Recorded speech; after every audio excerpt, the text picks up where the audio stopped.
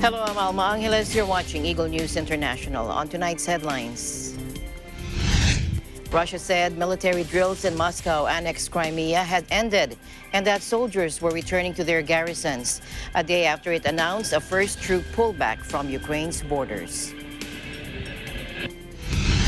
Foreign Affairs Secretary Teodoro Locsin Jr. assured that Filipinos in Ukraine would be unharmed amid the Ukraine-Russia border crisis.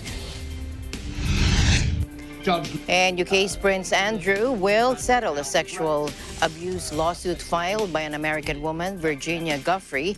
The Daily Telegraph newspaper reported that Andrew has to pay £10 million to Giuffre and £2 million to a charity for victims of sex trafficking. Families of 9 victims of the Sandy Hook school shooting have reached a $73 million settlement with U.S. gunmaker Remington in a landmark deal for a country traumatized by campus massacres.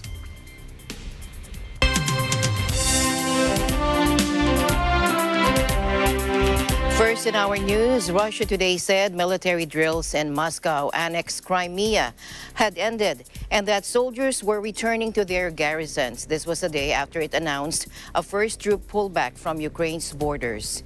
Units of the Southern Military District, having completed their participation in tactical exercises, are moving to their permanent deployment points, according to Moscow's defense ministry in a statement. State television showing images of military units crossing a bridge linking the Russia-controlled peninsula to the mainland. The statement said tanks, infantry vehicles, and artillery were leaving Crimea by rail. This comes a day after Moscow said it was pulling back some of the troops deployed on its neighbors' borders. But Western leaders remain concerned that Russia could still launch an attack on Ukraine, with U.S. President Joe Biden warning on Tuesday that an attack by Moscow remained a very much a possibility. Take a look. The minister reported today that some military units are leaving their positions near Ukraine. That would be good, but we have not yet verified that. We have not yet verified the Russian military units are returning to their home bases. Indeed, our analysts indicate that they remain very much in a threatening position. And the fact remains, right now, Russia has more than 150,000 troops encircling Ukraine and Belarus and along Ukraine's border. We will put intense pressure on their largest and most significant financial institutions and key industries.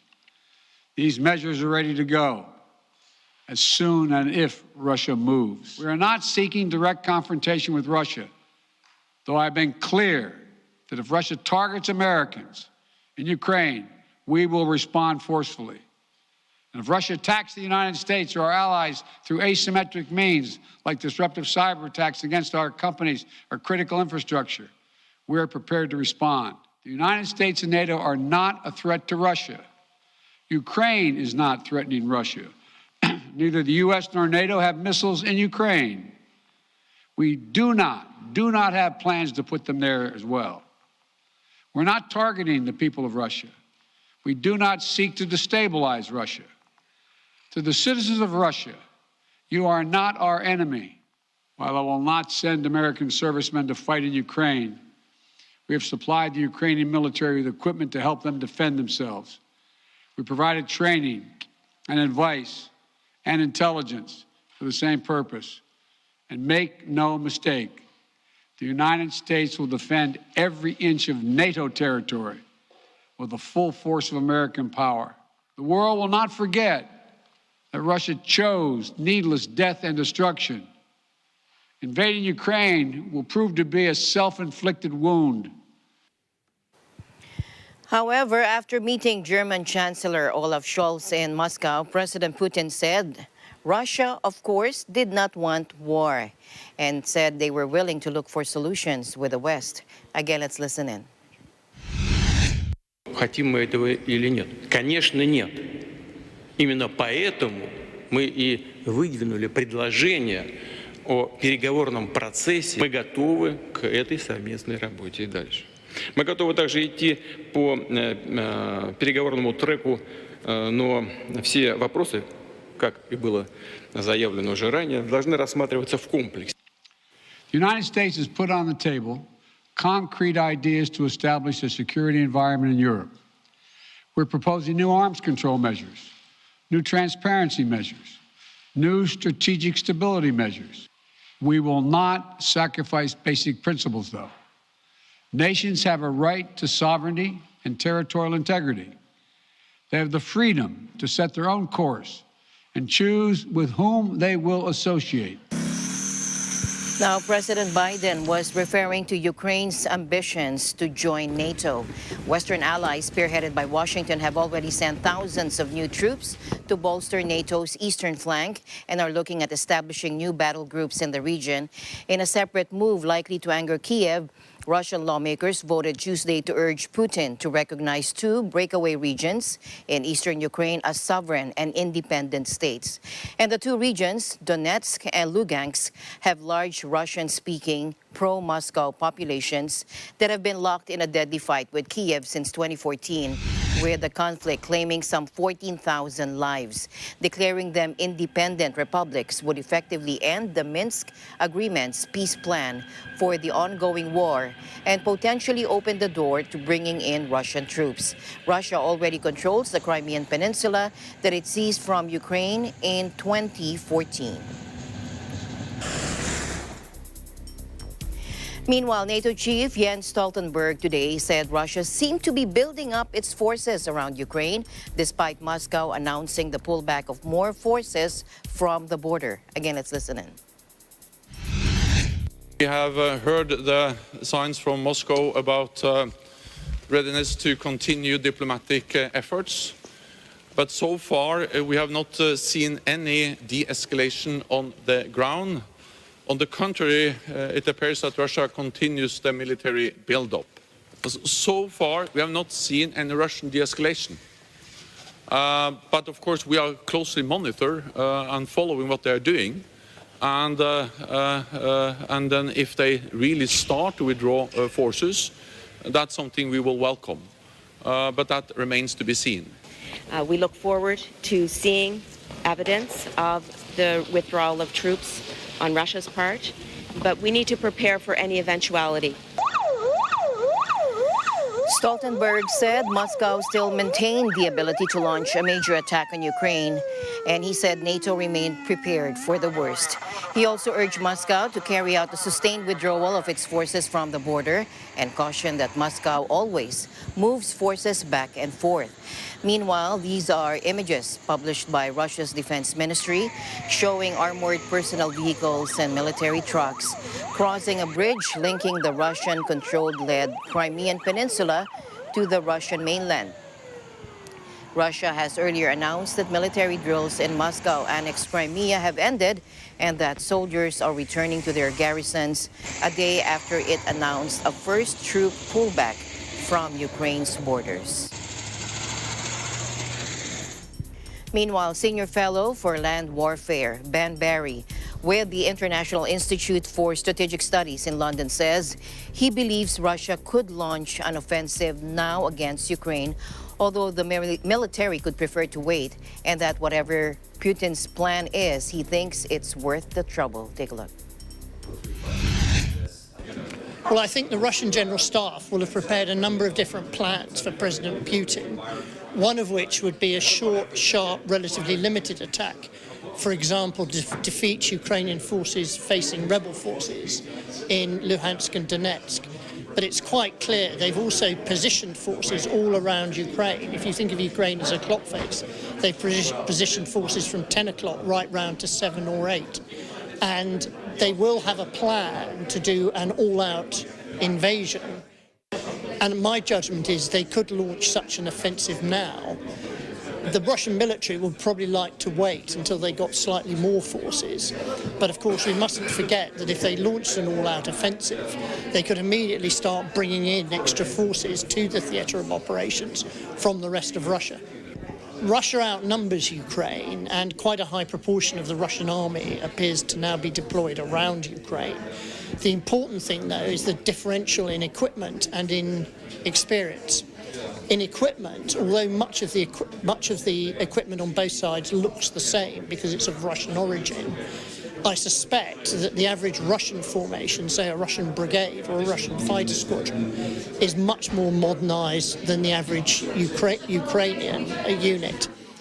Whatever his strategic aim is, he's been prepared to invest an awful lot of resource in this. This mobilisation will have cost money. It's taken troops away from Central Asia and away from Russia's border with China, and it's also had the adverse effect for President Putin that it's driven NATO to take the Russian threat more seriously. And I've no doubt that if a war occurred, particularly if it was an all-out Russian invasion, there would be casualties to Ukrainian and Russian troops, but there'd also be a lot of civilian casualties. And it would also, have a terrible effect on Ukraine's infrastructure. But certainly whatever is in President Putin's mind, he thinks it's worth the trouble. And we will see what happens.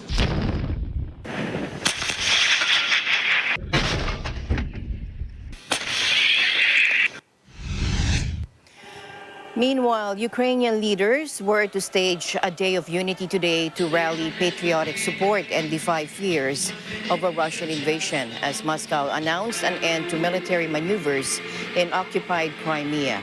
President Volodymyr Zelensky has downplayed threats of an immediate Russian invasion, but is attempting to rally his people with the Day of Unity celebrations under Ukraine's blue and gold banner.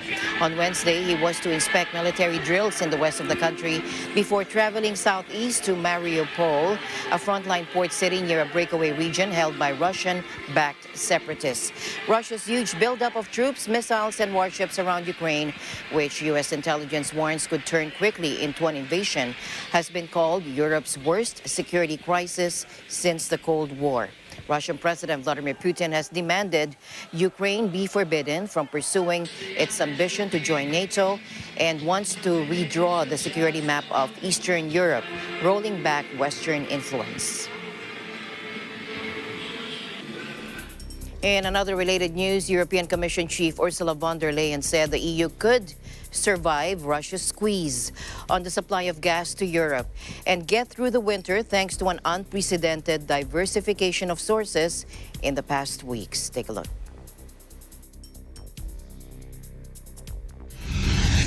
And now we have, during the last weeks, looked into all possible disruption scenarios in case Russia decides to partially or completely disrupt gas supplies to the European Union. And I can say today that our models show, with all the measures we have taken, that we are now on the safe side for this winter. Russian gas flows to Europe have been lower than usual for several months already. European politicians say Russia is using high gas prices as leverage in a dispute over the Gazprom-backed Nord Stream 2 pipeline project. Western countries warned Moscow they could impose sanctions on the Nord Stream 2, a pipeline set to double supplies of Russian gas to Europe if Russia attacks Ukraine. The pipeline has been criticized by some Western countries as a geopolitical weapon. Warnings it will increase Europe's dependence on Russian gas. Meanwhile, Foreign Affairs Secretary Teodoro Locsin Jr. assured that Filipinos in Ukraine would be unharmed amid the Ukraine-Russia border crisis. In a tweet, Locsin said he was reaching out to countries with common borders with the Eastern European nation to ensure a safe passage out for Filipinos there. Rest assured, Filipinos in Ukraine will come to no harm. I will be on top of it personally. I'm done in Cambodia in 2 days, then ASEAN, EU in Paris by the 19th, and that's close enough to Ukraine to effect their safe passage out. The DFA noted earlier that discussions are ongoing with the Filipino community as well as other governments and international partners to assist Filipino nationals who wish to relocate to more secure areas. And this includes the European Union to ensure the safe passage of Filipinos across EU borders. There are around 380 Filipinos in Ukraine, according to the latest data from the Department of Foreign Affairs. The DFA, meanwhile, has yet to provide an updated number of Filipinos who will join the flight.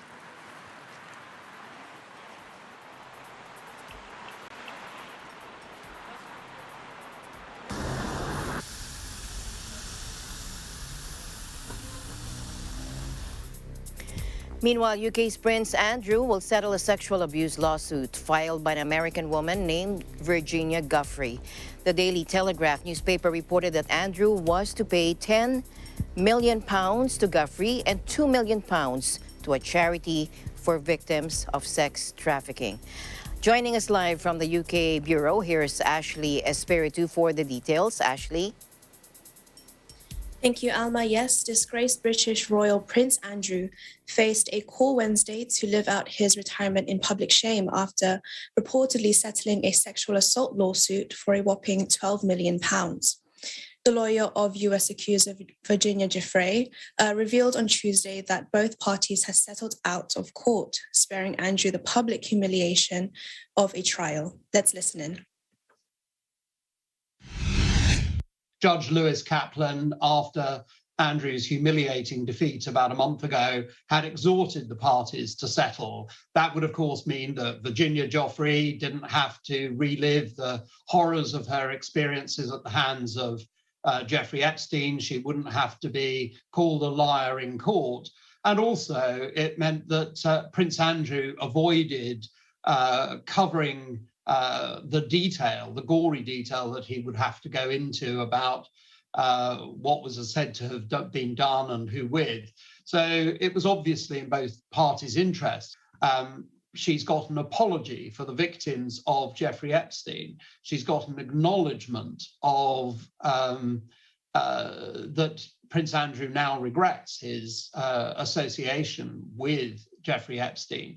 And of course, that stands in very stark contrast to the car crash interview with Newsnight, where he gave no word of apology or concern for the women that Epstein had trafficked. And he gave no acknowledgement. In fact, he said he didn't regret his association with Epstein. So if you look at this objectively, Prince Andrew is the one that has moved. I think most people will look at the payment of damages to someone that Prince Andrew says he's never met. This is going to be a massive payment in the general scheme of things, something between $10 and $12 million.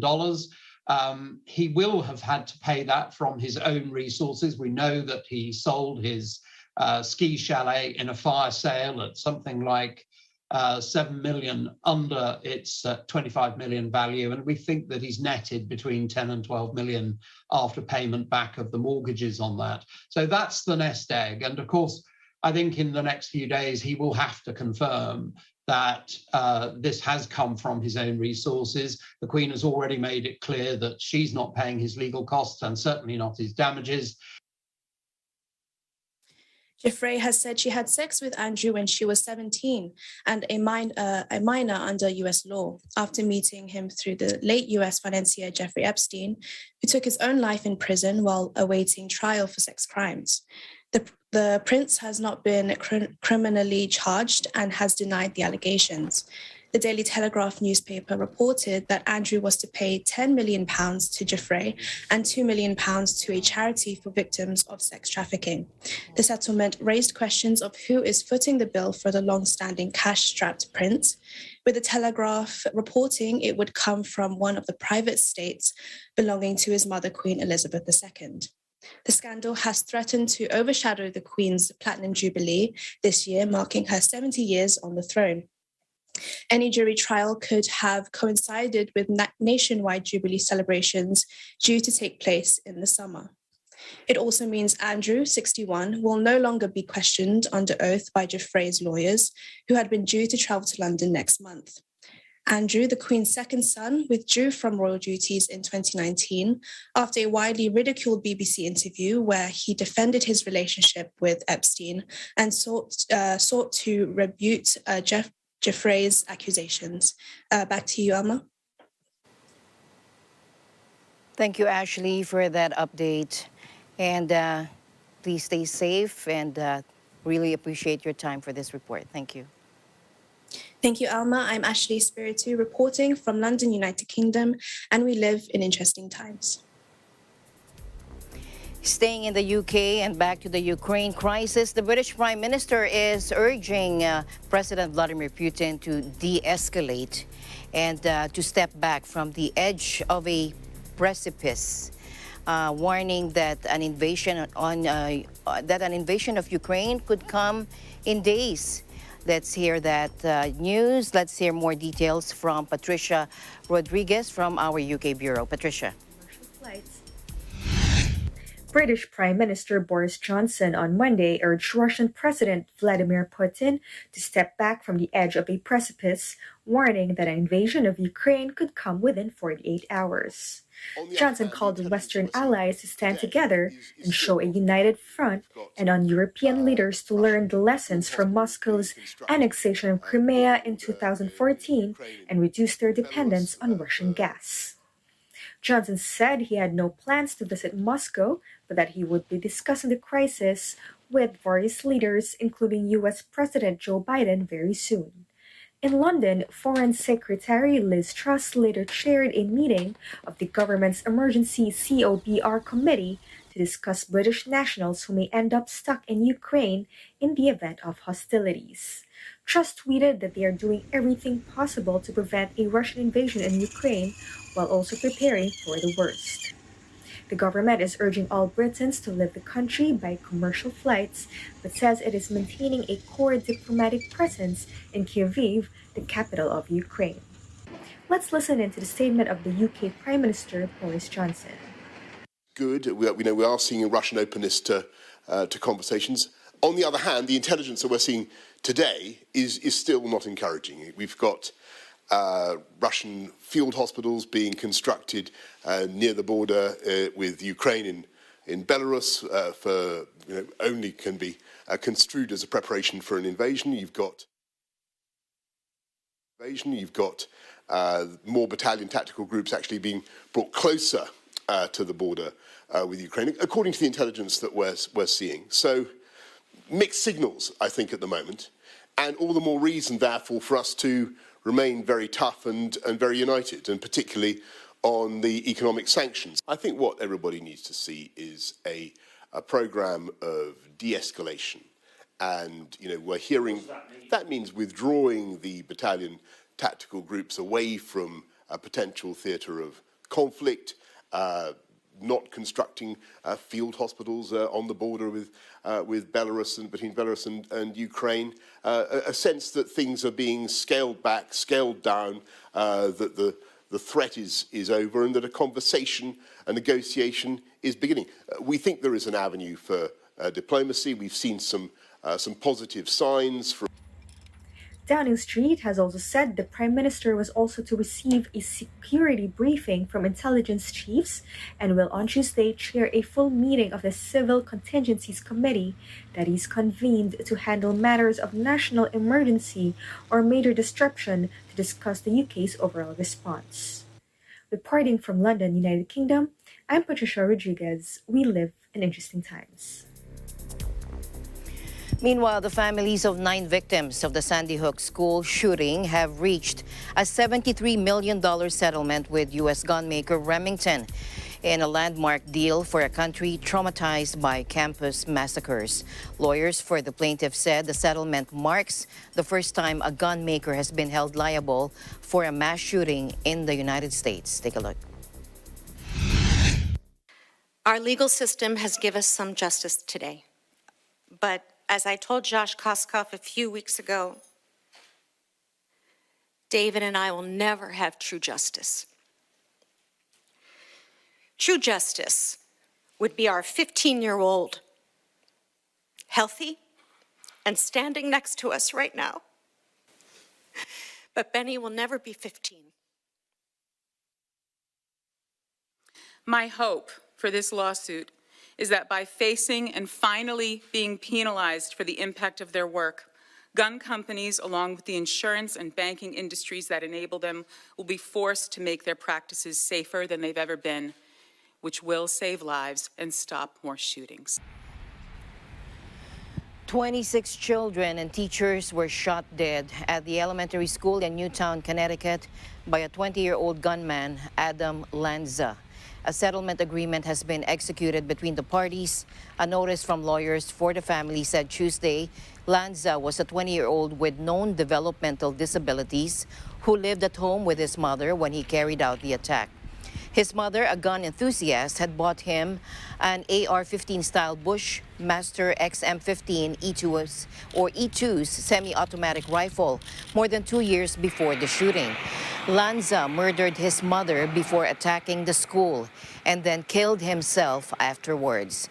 The lawsuit had alleged that Remington and the other two defendants are culpable because they knowingly marketed a military-grade weapon that is grossly unsuited for civilian use, yet had become the gun most used in mass shootings. Remington, the oldest gun maker in the U.S., and which has since filed for bankruptcy, has denied the allegations. Meanwhile, a former Minneapolis police officer charged with violating the civil rights of George Floyd took the witness stand to defend his actions during the fatal May 2020 arrest of the 46-year-old black man. Tu Thao, 35, is one of 3 former policemen on trial for their roles in Floyd's murder and the first to testify publicly about what happened that day. Derek Chauvin, the white former Minneapolis police officer, who kneeled on the neck of a handcuffed Floyd for nearly 10 minutes until he passed out and died, is serving 22 years in prison after being convicted of murder. Floyd's death was filmed by a bystander and sparked months of protests in the U.S. against racial injustice and police brutality. Now, Tu Thao testified that his job was crowd control, so he did not intervene. He said he believed Floyd was under the influence of drugs, but that he had no idea of the seriousness of his condition until firefighters turned up at the scene. And the news continues here on Eagle News. We'll be right back.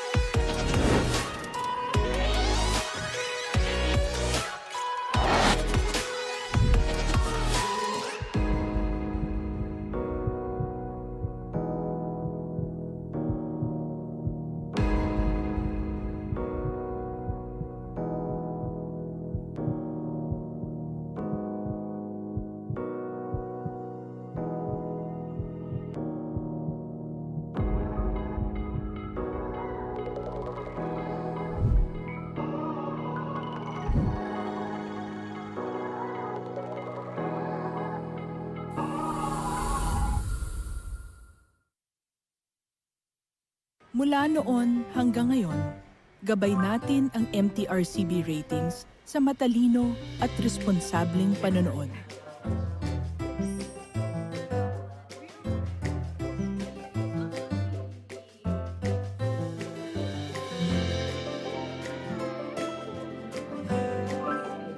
Sa tamang pagsunod sa MTRCB ratings, ginagawa nating ligtas at makabuluhan ang panonood ng bawat miyembro ng pamilyang Pilipino.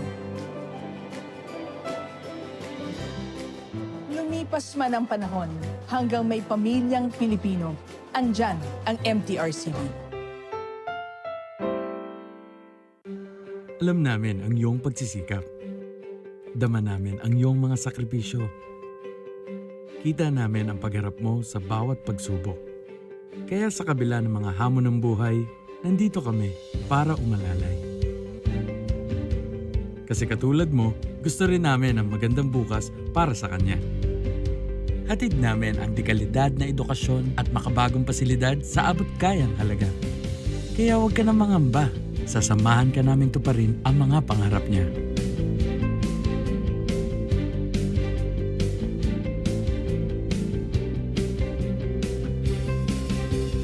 Maaasahan mong sulit dito ang mga pinagsikapan mo.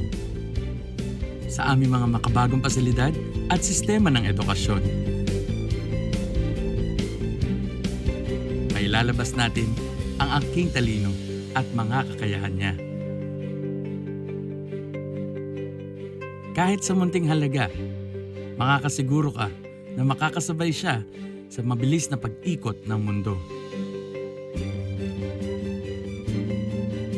Sa New Era, karamay mo kami sa bawat hamon. Kaagapay mo kami sa bawat hakbang. Kasama mo kami sa bawat ngiti at tagumpay.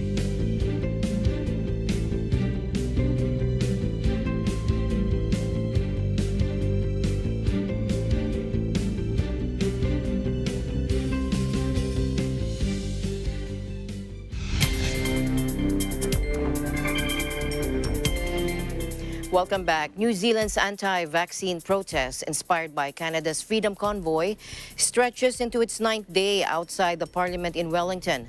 When a line of police tried to take control of an area near the parked vehicles, they were met by masked demonstrators chanting, "Whose streets? Our streets." Take a look.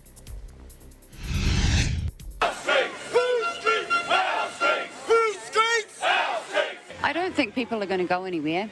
I think too many people have lost too much and they don't have anything left to lose. We're just normal people who've lost jobs, who want to contribute to society, who want to be part of the fabric of New Zealand. Okay, we're fighting those mandates.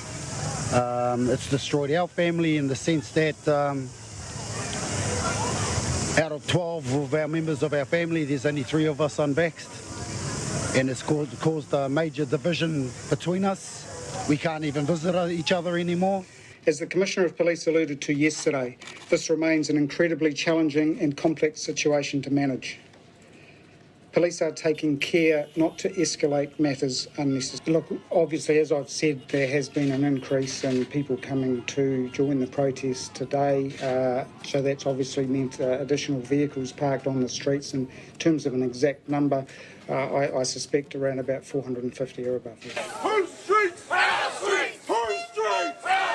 Now, law enforcement officials ramped up the rhetoric late Tuesday, describing the protest as untenable and saying tow trucks would be used to clear the streets. Police Commissioner Andrew Coster said he had asked for the military's help, warning anyone who obstructed the imminent operation that they faced arrest. Police have previously expressed concern about the large number of children in the protest camp, accusing demonstrators of trying to use them as human shields to avoid arrest. In other news, Chinese leader Xi Jinping has called for Hong Kong to take all necessary measures to control an Omicron-fueled COVID-19 outbreak. Beijing-affiliated newspapers in the city said Wednesday, a day after leader Carrie Lam ruled out a China-style hard lockdown. Now, by Wednesday, local newspapers Tak Kung Pao and Wen Wei Po, which answer to Beijing's office in the city, reported that President Xi had called on authorities to implement every necessary measure to ensure the protection of public health. Hong Kong, it said, needs to prioritize stabilizing and controlling the COVID situation above everything else, according to the papers reporting to China's leader. Now, following the publication of President Xi's remarks, Lam expressed gratitude for his concern. In a press release, she said, quote, "The government will, in accordance with the important instruction of President Xi Jinping, assume the main responsibility to adopt all necessary measures to safeguard the lives and health of Hong Kong people."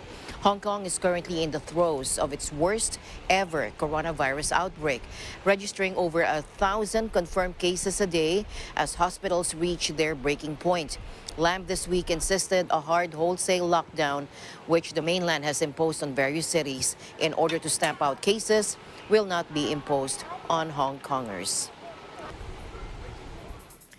Meanwhile, truck-led protesters occupying the Canadian capital showed no sign of backing down, despite a newly invoked state of emergency granting wide new powers to end their weeks-long protest over COVID rules, a day after Prime Minister Justin Trudeau invoked the Emergencies Act.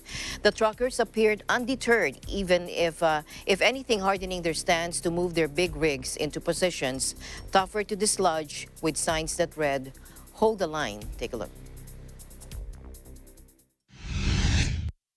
So 2 weeks I've been here, and about my truck, I seen another guy doing a similar thing. So I told him I'm going to copy your idea. I bought some markers and I had lots of success. This side of me, there's a lot of family and friends that will not agree with this. And that's fine, because that's what freedom's about. You should be allowed to have different opinions and not feel like you're scum of the earth.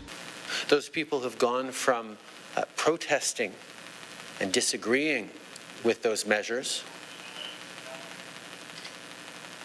to limiting and blocking the freedoms of their fellow citizens, hurting jobs, hurting lives and livelihoods, endangering public safety, and weakening our country not just right now, but for times to come in the eyes of our most important trading partners. Now, Prime Minister Trudeau's move marks only the second time in Canadian history such emergency powers have been invoked in peacetime. Authorities have until now proven unable to end the trucker movement, which has paralyzed the Canadian capital, Ottawa, for more than 2 weeks. It snarled border trade with the U.S. and spawned copycat protests abroad. Facing intense criticism over the failure to dislodge the protesters, Ottawa Police Chief Peter Slowly abruptly resigned on Tuesday. Slowly had said repeatedly that he lacked the resources to remove the demonstrators safely, but in a parting statement said authorities were now better positioned to end this occupation. In other news, the UN Children's Fund, or UNICEF, warned that more than 1.4 million children in Somalia, or nearly half the country's under-5 population, are under threat of acute malnutrition. According to the latest Somalia Food Security and Nutrition Assessment, the ongoing drought has left 4.1 million people on the brink and around 329,500 children likely to suffer from severe malnutrition. Take a look. Famine is declared. As we learned from 2011, that's probably a bit too late. A lot of the mortality happens before the famine is declared. And of course, we know that when you begin to see malnutrition go up, and then that is compounded by an outbreak such as measles or cholera, mortality very, very quickly escalates. Somalia is the most affected, with about 90% of the country undergoing the severe drought. And data that was released last week shows that about 4.1 million people in Somalia will need urgent humanitarian support. And that is a quarter of the entire population of 16 million. 1.4 million children are likely to suffer from acute malnutrition. And of those, about 330,000 require treatment for severe acute malnutrition. 3 consecutive seasons of failed rains combined with ongoing conflicts in many parts of Somalia have left a quarter of the population grappling for food assistance. And the humanitarian situation facing poor and displaced populations is expected to deteriorate even further between now and June. Meanwhile, landslides and flooding triggered by heavy rainfall killed at least 18 people in a tourist town in the hills above Rio de Janeiro, according to Brazilian firefighters. The department did not provide figures for those injured or missing. It only said more than 180 firefighters and other rescue workers were at the scene in the picturesque hill town of Petropolis, where Brazil's last emperor Pedro II is buried, 68 kilometers north of the city of Rio. City Hall declared a state of disaster as images spread on social media of destroyed houses and cars swept away by floodwater. Some parts of Petropolis received up to 260 millimeters or 10 inches of water in less than 6 hours, more than was expected for the whole month of February, according to the meteorological agency Metso. Global warming has increased the risk of heavy storms and flooding as the atmosphere retains more water and rainfall patterns are disrupted. President Jair Bolsonaro, on an official trip to Russia, said on Twitter that he was keeping abreast of the tragedy and asked his ministers to provide immediate aid to the victims. And at least 10 fishermen died and 11 others missing after a trawler from Spain sank in rough seas off eastern Canada, according to officials, with poor weather reducing chances of finding more survivors. There were 24 crew members aboard the vessel when it went down, some 250 nautical miles east of Newfoundland, with rescuers searching for the remaining crew despite difficult weather conditions. Earlier Tuesday, Canada's Joint Rescue Coordination Center said 7 bodies had been recovered and 3 survivors rescued, plucked from a life raft in the Atlantic, according to Spanish officials.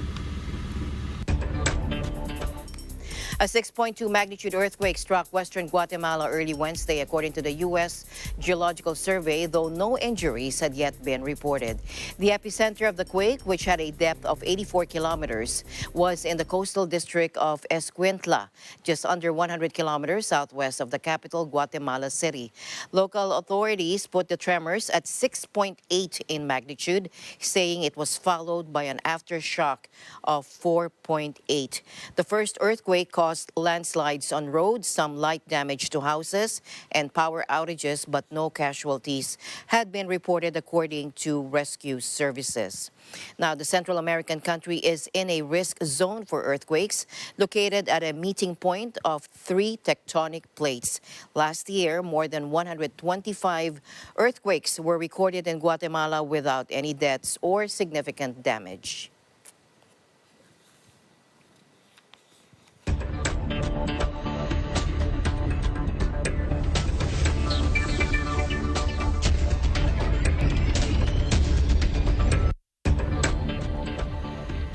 The World Bank Group warned that developing countries face growing risks from financial fragility created by the COVID crisis and non-transparent debt.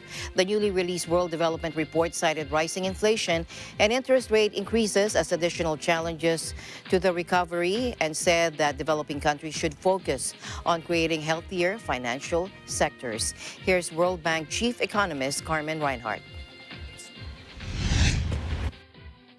Well, very few things are inevitable, but certainly this has been a once in a century pandemic. So the ramifications, especially for developing countries, protracted declines in income, now rising inflation, rising poverty rates, all these things combine to a lot of financial stress for households, for firms, and for financial institutions. And so that's the big focus of the World Development Report, these interconnected vulnerabilities of the various sectors. Look, if you take 2020, 90% of the countries in the world had simultaneous output declines, income declines. That's more than the Depression, than World War I, than World War II. Imagine what that kind of across-the-board decline in income does to households and firms.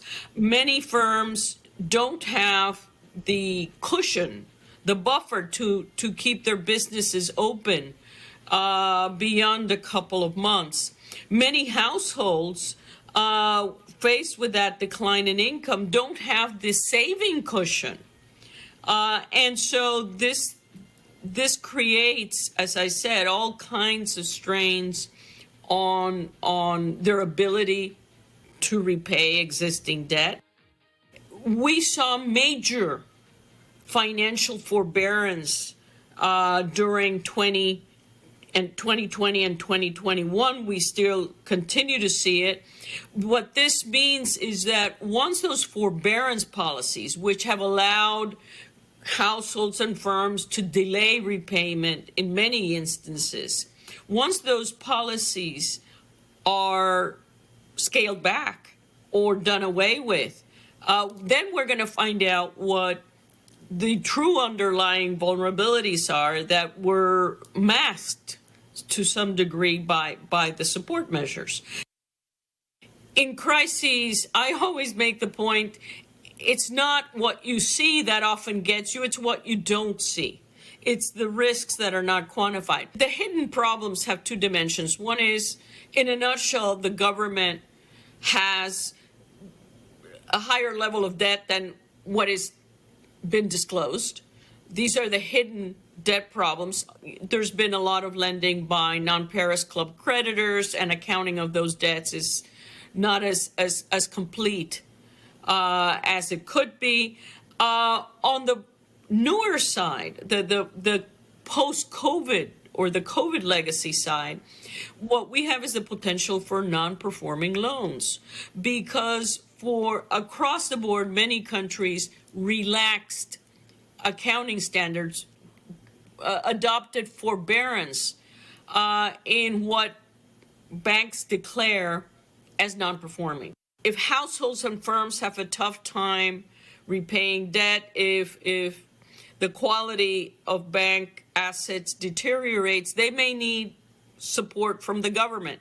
In the most extreme cases, government bailouts often inform government taking on all the debt of or a substantial portion of the debt of banks. So starts out as private debt, becomes public debt.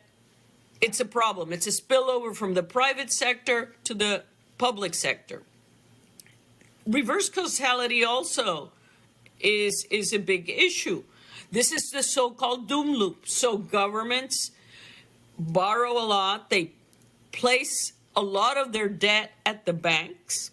If they have a debt servicing problem, it becomes a problem for the banks.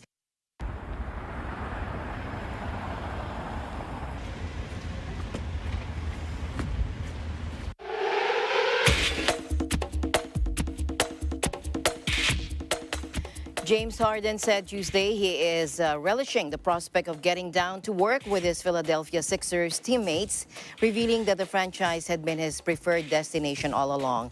Harden joined the Sixers from the Brooklyn Nets last week in a blockbuster trade that caps a roller coaster 13 months since the 2018 NBA Most Valuable Player left the Houston Rockets just over a year ago. Speaking at a press conference, Harden said he had always wanted to join the Sixers, who believe the 10-time All-Star can turn them into championship contenders. Take a look. Originally, when I was going through everything I was going through, in Houston, Philly was my first choice. It just didn't happen. So, but just detailed, I don't really want to get into, the Brooklyn situation. I just knew, for a very long time this was a perfect fit, and obviously you got a big man, the best big man in the league, in Joel, and then obviously the coaching, just from top to bottom, it made sense. And, I'm just happy and blessed that I'm here, and as Doc and everybody knows and everybody wants is to win.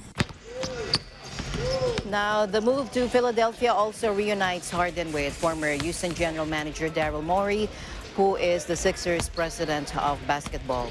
Morey said the recruitment of Harden would shorten the odds on Philadelphia making a run at the NBA Finals. And as always, I'll end the day on a thoughtful note.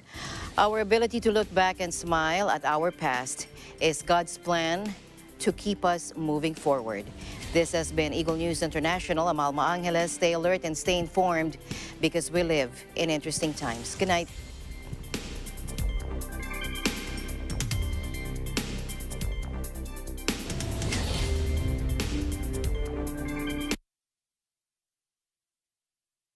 Ang morning show na always nagbibigay ng ngiti